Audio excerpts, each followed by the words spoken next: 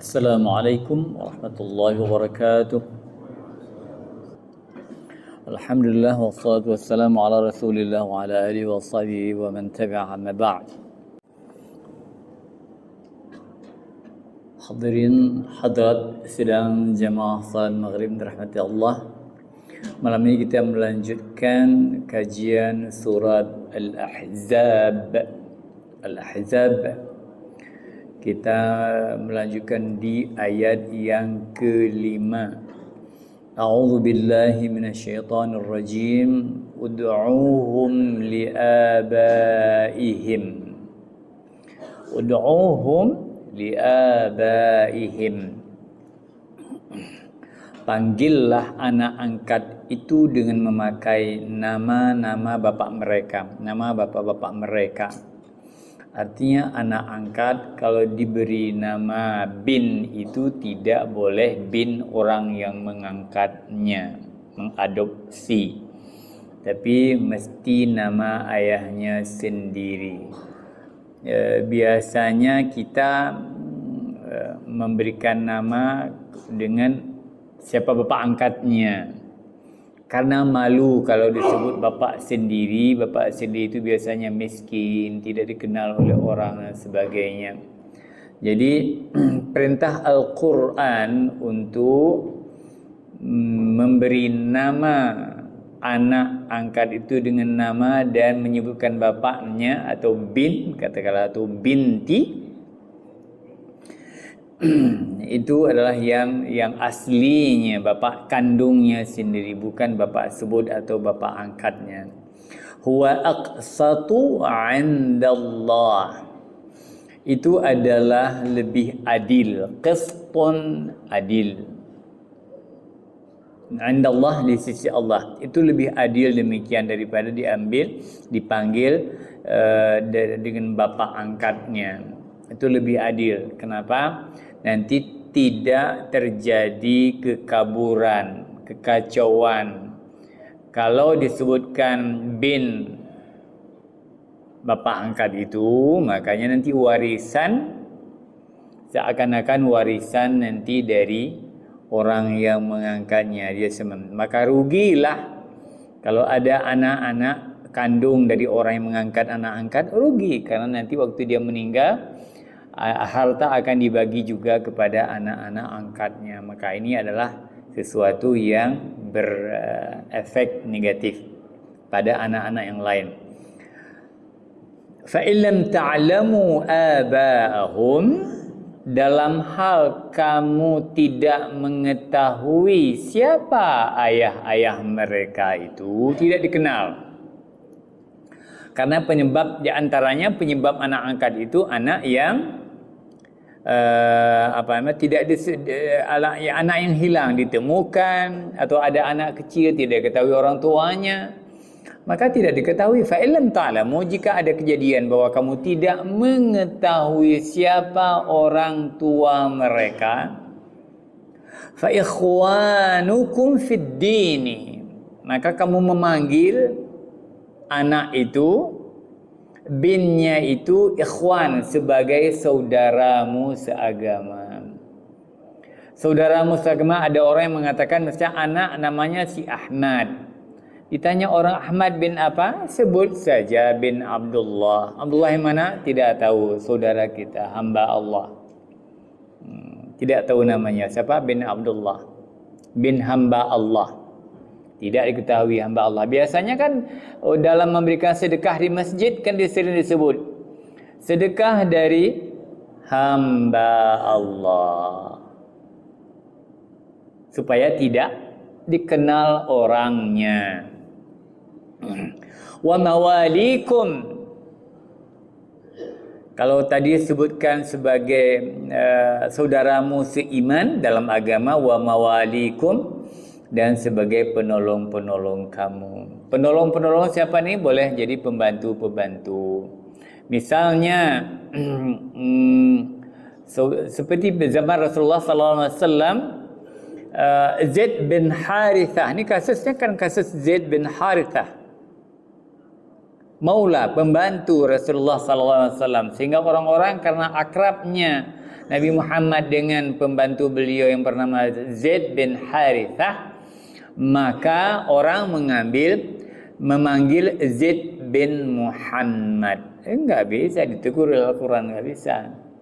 Tetapi mawali, jadi pembantu Rasulullah sallallahu alaihi wasallam. Siapa? Zaid. Zaid siapa? Zaid pembantu Rasulullah. Zaid maula Rasulullah. Walaysa 'alaikum junahun fima akhta'tum bih. Dan tidak ada dosa, laisa 'alaikum junah, tidak ada dosa atasmu terhadap apa yang kamu khilaf padanya. Apa maksudnya?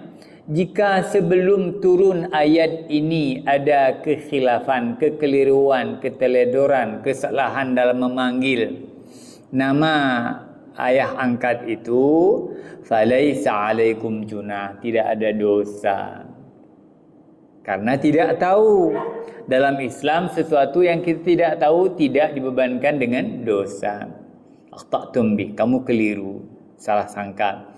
Walakin ma ta'ammadat qulubukum, yang berdosa itu adalah ma ta'ammadat qulubukum, sesuatu yang kamu sengaja di dalam hati, atau dengan kata lain niat. Kalau kita kembali kepada hukum fikih misalnya, bahwasanya, atau mungkin juga ini hukum tauhid, pahala dan dosa itu hanya ada jika dihubungkan dengan niat, berhubungan dengan niat. Ada niat, ada pahala atau dosa. Tidak ada niat, tidak ada pahala dan tidak ada dosa. Begitu dalam hukum Islam. Dari pengertian yang seperti ini, makanya kita berani mengatakan bahwa niat dalam Islam itu tidak disusun dengan kata-kata. Sedikit nih hukum fikih supaya ini bahan ulangan. Apa yang disebut dengan niat kemudian? Yang disebut dengan niat seperti ma ta'ammadat qulubukum,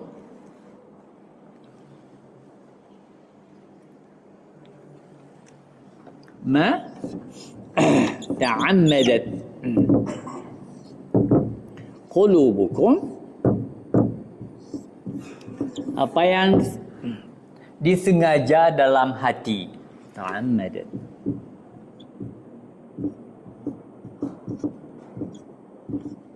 Jadi yang dosa dalam Islam itu sesuatu yang kita lakukan ada kesengajaan. Tidak sengaja, tidak ada dosa. Atau bahasa lain kita sering sebut dengan niat. Ada niat, ada dosa atau ada pahala, tidak. Kemudian hubungannya, tidak ada lafaz niat dalam Islam. Tidak diatur lafaz niat. Kalau ada sebahagian saya dalam salat, dalam puasa, dalam haji, itu tidak dari Nabi, tetapi disusun kemudian oleh para ulama. Misalnya niat salat, salli dan sebagainya, itu tidak ada dari Nabi. Karena lafaz niat itu tidak ada. Mungkin Bapak akan bertanya, kenapa tidak ada? Karena perbuatan yang disengaja itu dari seorang manusia beribu, bahkan berpuluh ribu pekerjaan. Jadi harus ada nanti niatnya disusun. Tidak. Demikian juga untuk dosa. Untuk dosa tidak mungkin ada niat yang disusun. Misalnya dosa membunuh. Apakah harus ada dulu niat? Sengaja aku membunuh si fulan dengan menggunakan parang atau golok sehingga dia mampus. Tidak ada bahasa niat. Tidak ada bahasa niat. Tidak ada. Dan hakim misalnya, kalau kita reka, hakim misalnya tidak di saat menangkap orang yang membunuh orang lain, sebuah pekerjaan jarimah, tidak ditanya bagaimana niatmu, tidak ada. Waktu kamu bunuh bagaimana niatmu? Coba bilang niatmu. Kalau begitu ditanya, orang akan menjawab, maaf saya lupa niat. Tua je niat. Tapi kali pohon kali mati, itu niat. Tak bisa. Jadi itulah sebabnya kita di dalam beragama, supaya dia murni, supaya dia sunnah, ibadah itu adalah tidak ada niat. Maka setiap pekerjaan yang dilakukan yang berpahala itu adalah dengan sengaja melakukan, itu sudah ada niat, sudah ada pahala. Sebaliknya kalau sengaja melakukan perbuatan dosa, sudah ada dosa. Kita ulang tadi, ma ta'ambadat qulubukum. Wa kana Allahu ghafurur rahim, dan Allah Maha Ghafur, Maha Pengampun. Rahim juga Maha Penyayang. Selalu dalam hukum negara pun demikian. Salah satu peraturan hukum positif, hukum yang berlaku di suatu negara, maka dia selalu tidak berlaku surut. Tidak berlaku surut. Ke belakang maksudnya. Misalnya, hari ini diberikan putusan bahwasanya koruptor akan dihukum mati. Hari ini diketok palu, itu tidak berlaku kepada korupsi di zaman Soeharto, di zaman Soekarno, enggak berlaku. Dari ditetapkan ke depan, ke sana. Begitu hukumnya. Hari ini potong tangan. Seperti di Aceh ada cambuk. Yang dicambuk itu orang setelah ditetapkan hukum cambuk, kalau melakukan, tapi enggak mungkin 10 tahun dulu khalwat dipanggil juga. Teori. Jadi demikian aturan dalam Islam. Ghafuran, sehingga Allah itu memaafkan. Kalau memang ada keterlanjuran dulu, memaafkan. Allah memaafkannya. Rahiman, Allah penyayang. Apa maksud penyayang di sini? Kalaulah Allah membebankan hukum kepada orang-orang yang berlaku dulu juga sudah melakukan, maka banyaklah dosa mereka, dan Allah seperti berkurang kasih sayangnya kepada hamba. Karena sayangnya Allah kepada hambanya, maka Allah zaman sekarang namanya, dihapuskan dosa, hapuskan pemutihan, ya, ada istilah amnesti, pengampunan, ya. Baik. Kita lanjutkan. An-nabiyyu aula bil mu'minina min anfusihim. Nabi itu, seorang nabi, aula, lebih utama, bil mu'minin, bagi orang-orang mukmin, min anfusihim, dari diri mereka sendiri. Wa azwajuhum, lebih utama daripada istri-istri mereka. Wa ummahatuhum, dan maaf, mereka sendiri dan istri-istrinya adalah ibu-ibu mereka. Ini istri, wa azwajuhu. Maksud azwajuhu di sini adalah istri-istri Rasulullah. Saya ulang, Nabi lebih utama bagi orang mukmin dari diri mereka. Wazwajuhum, dan istri-istri Nabi, ummahatuhum, sebagai ibu mereka. Kita dengan Nabi itu, istri Nabi ibu. Kalau ibu, ya sudah enggak bisa dinikahi. Apa maksud an-nabiyyu aula bil mu'minin?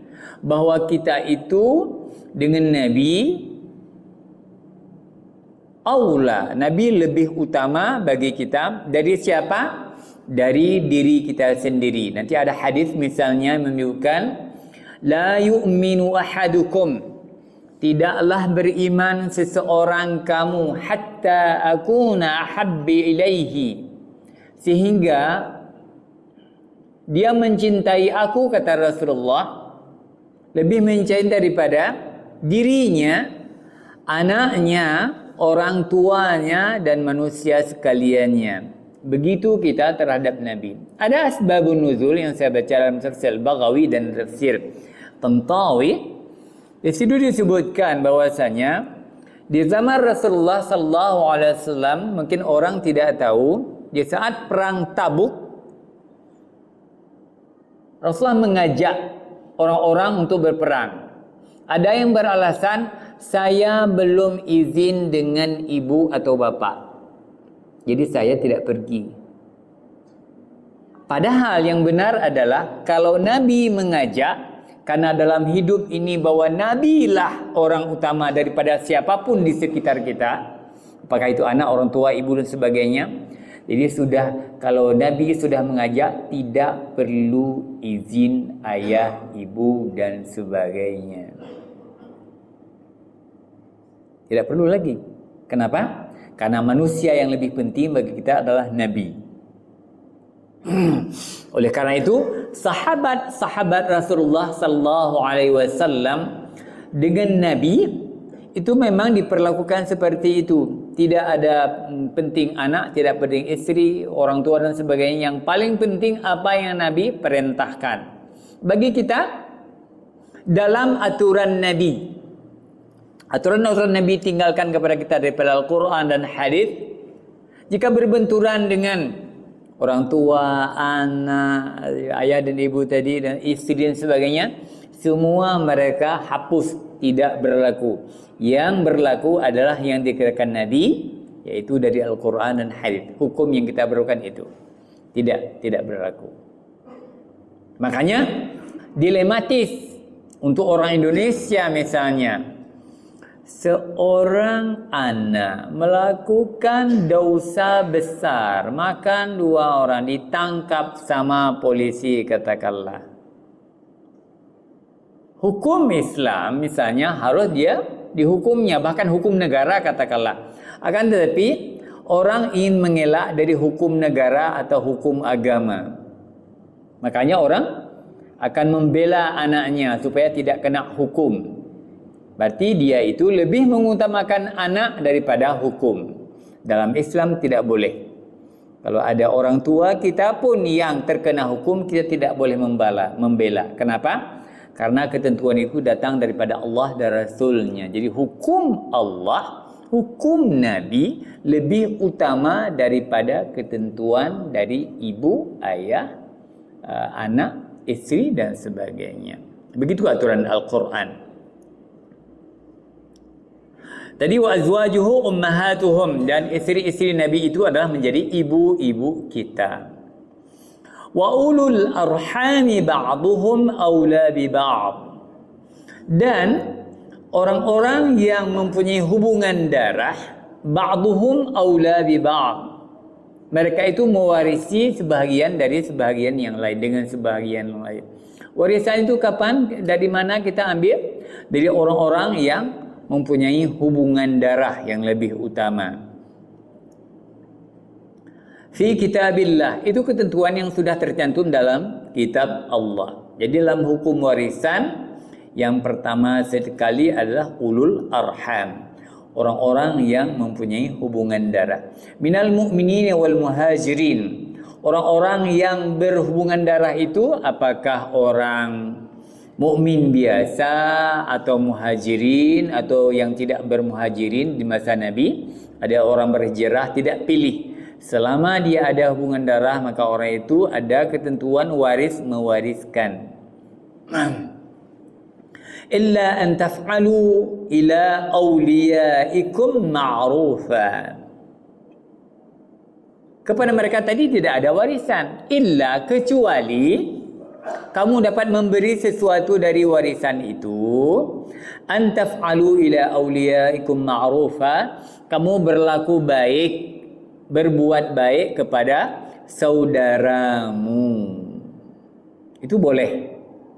Ada ayat Al-Quran misalnya di surah An-Nisa, wa idza hadaral qismata ulul qurba, dan apabila di waktu pembagian hari harta warisan itu dihadiri oleh kaum kerabat, wal masakin, dan kaum orang-orang miskin, farzuquhum fiha waksuhum, maka berilah rezeki sedikit kepada mereka, waksuhum, dan berikan pakaian kalau ada untuk mereka. Wa qulu lahum qawlan ma'rufa, dan ucapkan kata-kata yang ma'ruf yang menyenangkan mereka. Jadi baru kemarin ada orang yang bertanya, bagaimana dengan kaum kerabat dan sebagainya? Perintah Al-Quran saat membagi harta warisan, kaum kerabat yang tidak termasuk daftar ahli waris itu dianjurkan untuk diberikan harta warisan. Termasuk salah satu yang diberikan sedikit dari harta warisan bagi orang yang menganggap patah titi. Ada orang dianggap patah titi. Apa itu? Lebih duluan meninggal penerima warisan dari yang memberi warisan. Anak lebih duluan meninggal daripada orang tua. Sebahagian pendapat menganggap itu sudah tidak mengambil warisan, sudah patah titi. Cucunya tidak mendapatkan patah titi namanya. Tapi pendapat yang lain dari hukum fikih mengatakan, terutama di beberapa negara Arab, dihidupkan, tidak dipatahkan titinya, disambung titinya. Apa beri nama? Ya, kemudian di beberapa negara Arab kita baca, mereka sebut dengan wasiyah wajibah. Wasiat wajibah. Wasiat yang wajib, tidak diwasiatkan pun wajib wasiat. Kebetulan yang mengalami seperti ini adalah saya sendiri. Duluan meninggal kakak daripada kedua orang tua kami. Tidak diberikan harta warisan sepenuhnya, tetapi diberikan hampir menyamai hak kakak saya yang duluan meninggal. Mana ayatnya? Yang saya baca tadi, ayat 8 daripada surah An-Nisa. Membagi harta warisan, jangankan keluarga dekat, seperti dalam ayat, bahkan orang-orang miskin pun diberikan sedikit supaya kecipratan kebaikan dari almarhum. Sedikit mohon maaf, ada kasus tentang warisan, tentang wasiat. Kemarin ada seseorang jamaah menanyakan begini, anaknya, berhubung di daerah kita ada yang meninggal dan anaknya datang, Ustaz, kami ragu. Apa itu? Ada kasus ini. Orang tua saya di saat sakit-sakitan, saya mengatakan begini, ayah atau bapak, ini ada sedikit sawah 1 dan 2, kenapa enggak dihibahkan atau diwasiatkan saja, diwakafkan saja? Ayahnya menjawab, pertama diam, kemudian menjawab, sudah saya sedekahkan. Mungkin sudah pernah begitu. Ditanyakan kepada saya bingung bagaimana menjawabnya ini. Saya menjawab, selama orang tua itu tidak menggeleng, tidak menidakkan, itu dibolehkan. Maksudnya sebagai tambahan daripada yang sudah diwakafkan, maka dibolehkan. Kenapa? Orang itu pernah berbuat baik yang serupa, cuman anak-anaknya ingin supaya dapat ditambahkan, itu dibenarkan. Tapi kecuali apabila orang tua mengatakan tidak perlu wakaf lagi, sudah, itu baru tidak diwakafkan. Karena sekali lagi pekerjaan itu mesti ada niatnya. Dia sudah ada niat pada satu petak sawah, kemudian anaknya ingin menambahkan, insya Allah itu dibolehkan selama ayah tidak menafikan. Kemarin baru 1 hari 2 hari sebelum ini ada orang menanyakan seperti itu. Jadi karena menyebutkan dalam ayat tentang warisan sedikit, maka saya memasukkan kasus-kasus yang terjadi dalam masyarakat. Saya ulang tadi, illa an taf'alu ila awliyaikum ma'rufa, kecuali kamu ingin berbuat baik kepada aulia, kepada wali-wali maksiat berbuat ma'ruf.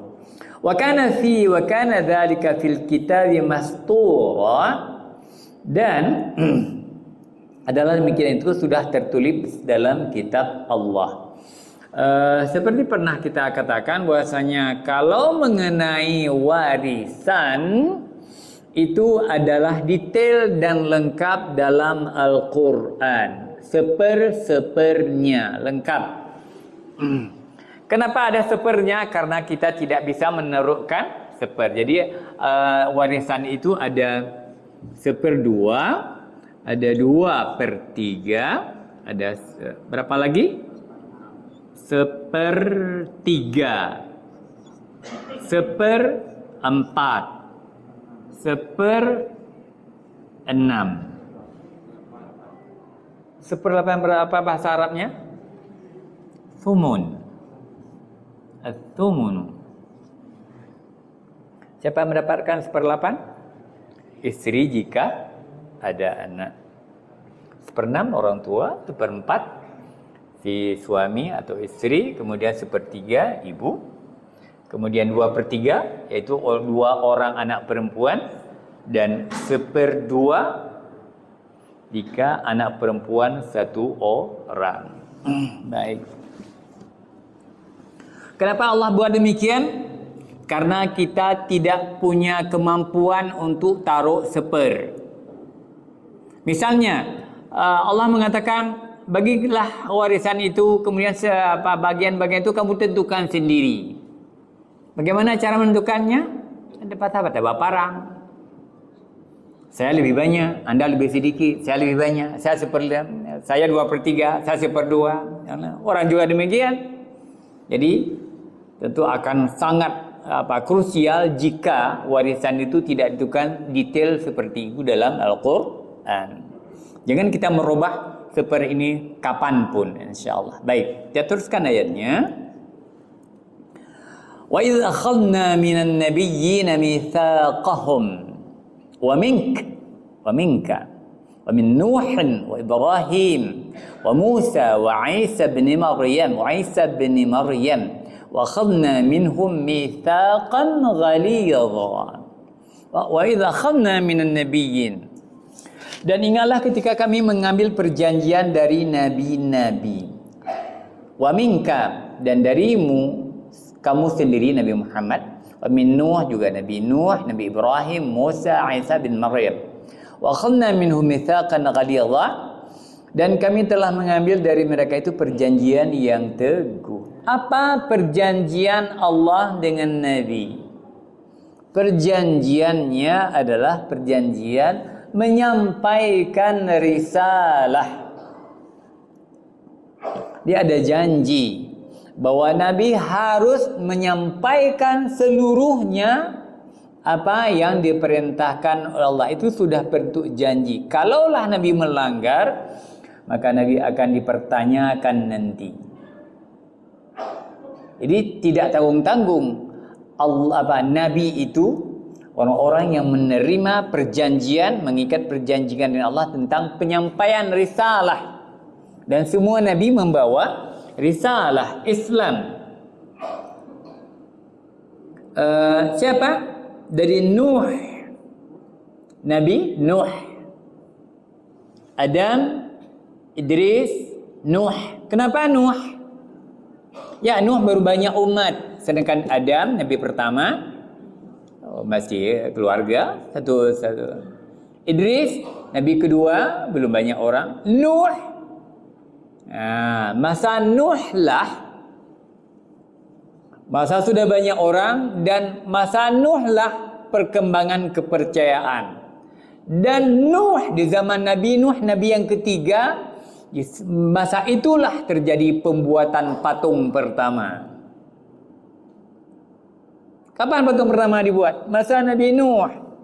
Maka Nabi Nuh, Nabi yang pertama berhadapan dengan patung. Kemudian seterusnya sampai Nabi Muhammad, selalu Nabi itu diutus ada patung bersama mereka. Nabi Ibrahim ada patung. Nabi Musa ada patung juga yang disembah. Jadi istilahnya Nabi-Nabi diutus itu PR pertama adalah si penyembah patung sepanjang zaman. Kapan mulai? Sejak dari Nabi Nuh. Kemudian di sini siapa disebutkan? Ibrahim, ya demikian. Musa juga patung banyak. Musa itu patung anak lembu. Wa Isa bin Maryam, dan di zaman Isa bin Maryam juga. Wa akhadna minhum mitsaqan ghalidhan, kami mengambil dari mereka perjanjian yang teguh, perjanjian yang kuat, perjanjian yang harus dilaksanakan oleh setiap nabi. Jadi nabi itu tidak main-main, dan nabi tidak pernah keliru dalam menyampaikan ajaran, itu tidak pernah keliru. Seperti sekarang tuduhan kepada orang Islam, nabi itu lupa. Apa tuduhannya? 6.600 ayat katakanlah Al-Quran, masa enggak ada satu ayat yang lupa? Tentu ada satu ayat yang lupa katanya, untuk diri membuat kita ragu. Kamu hanya mungkin handua tetap natua walaupun sebuah ayat. Padahal tidak. Kenapa? Al-Quran berbicara, inna nahnu nazzalna dzikra wa inna lahu lahafizun. Maksudnya kamilah yang menurunkan Al-Quran, kata Allah, wa inna lahu lahafizun, dan kami, sesungguhnya kami lahafizun, sungguh yang menjaganya. Siapa yang menjaganya? Allah. Di alam gaib Allah yang menjaga. Di alam nyata manusia yang Allah tunjuk untuk menjaga. Maka batallah tuduhan-tuduhan orang baik. Satu lagi, liyas'al as-sadiqina an sidqihim, agar Allah menanyakan kepada orang-orang yang benar tentang kebenaran mereka. Wa'adda lil kafirina 'adzaban alima, dan Allah menyediakan bagi orang kafir azab yang pedih. Nanti Allah dapat menanyakan kepada Nabi, apakah sudah disampaikan risalah apa belum? Maka Nabi menjawab, ballaghna, kami sudah menyampaikan. Sehingga sering dalam Al-Quran kalimat yang dikutip dari Nabi, kalimat mengutip Nabi, yaitu wama alaina illal balagh, tidaklah tugas kami para Nabi itu illal balagh, kecuali menyampaikan apa yang disuruh oleh Allah Subhanahu wa taala. Siapa sadiqin? Para nabi. Nanti Allah akan menanyakan para nabi tentang apa yang sudah mereka sampaikan.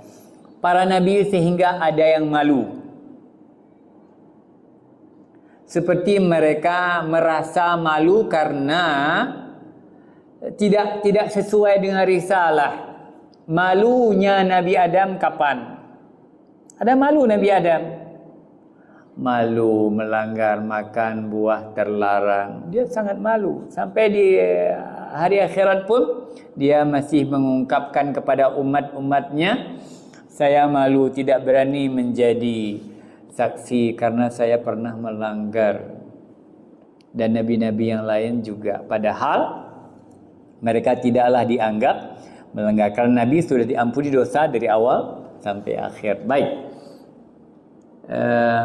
Wa'adda lil kafirina 'adzaban aliman, Allah menyediakan untuk orang kafir azab yang pedih.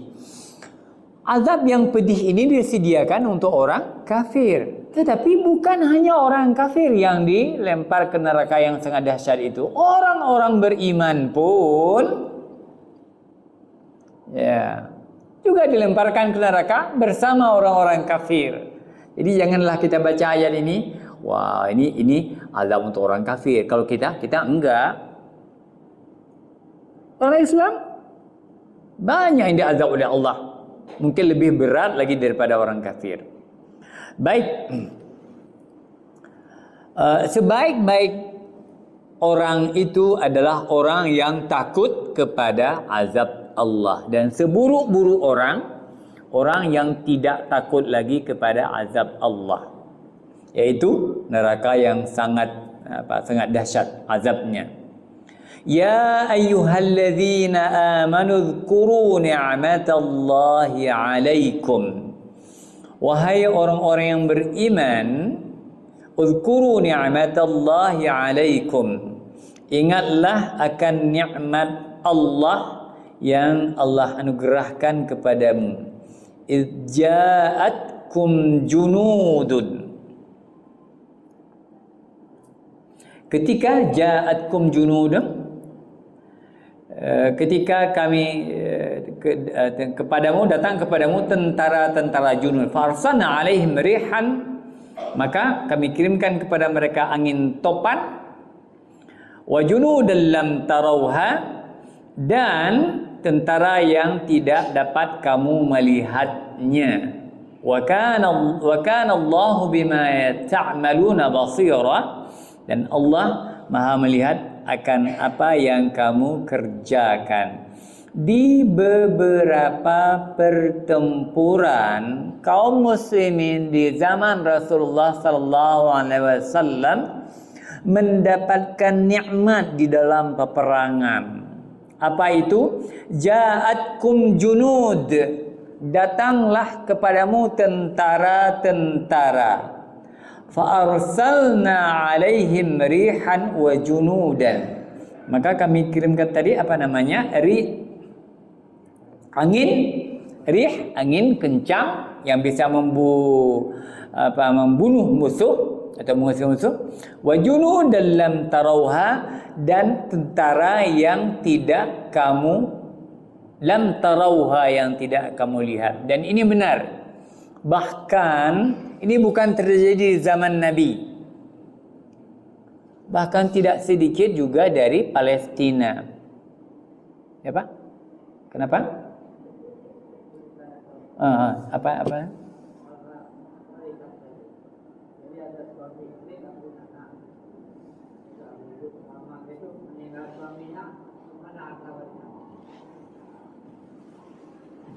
Seorang apa tadi?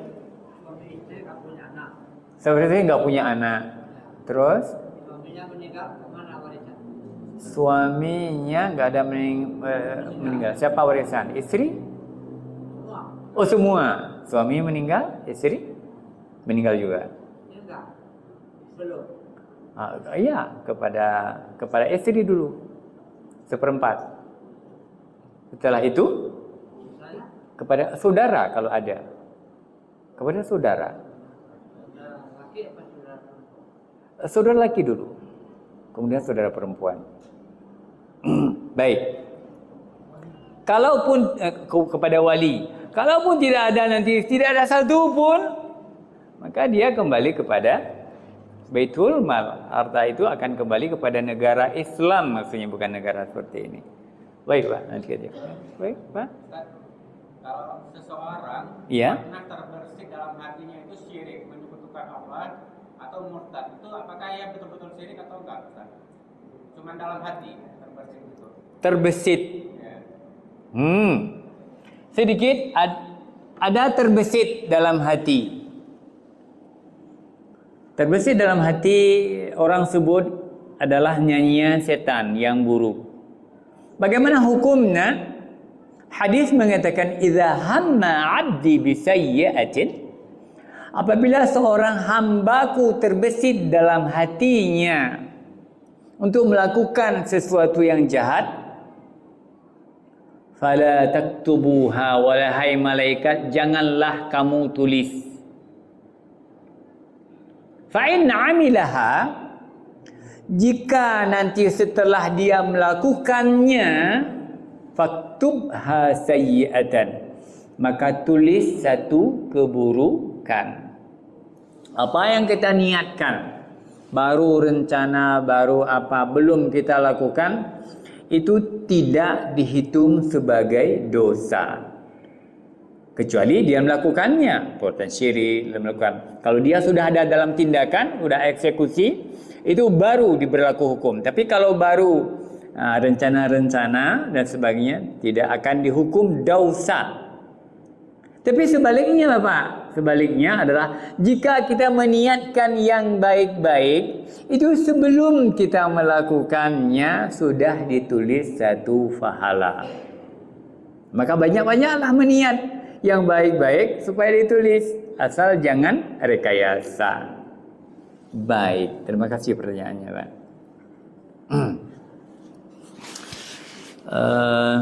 Wajunudan lam tarauha, dan tentara yang tidak kamu melihat. Jadi di saat kaum muslimin berperang di zaman Rasulullah, bahkan mohon maaf terakhir di Palestina, banyak orang yang menyaksikan tentara-tentara, maksudnya merasakan ada tentara-tentara yang Allah utus yang tidak nampak. Di zaman Nabi, sebelum Nabi lahir, ada nampak tentaranya. Siapa itu? Burung ababil. Burung ababil itu tentara Allah. Tentara Allah nggak perlu besar-besar, cukup dengan burung. Nggak ada bawa senjata api pun, cuman sebutir batu dari neraka yang dilemparkan, mati semuanya. Jadi Allah itu maha kuat. Baik Bapak Ibu sekalian, karena waktu yang singkat, maka mungkin kita cukupkan pada malam ini. InsyaAllah akan kita lanjutkan berikutnya. Subhanakallah wa bihamdika, asyhadu an la ilaha illa anta, astaghfiruka wa atubu ilaik. Assalamualaikum warahmatullahi wabarakatuh.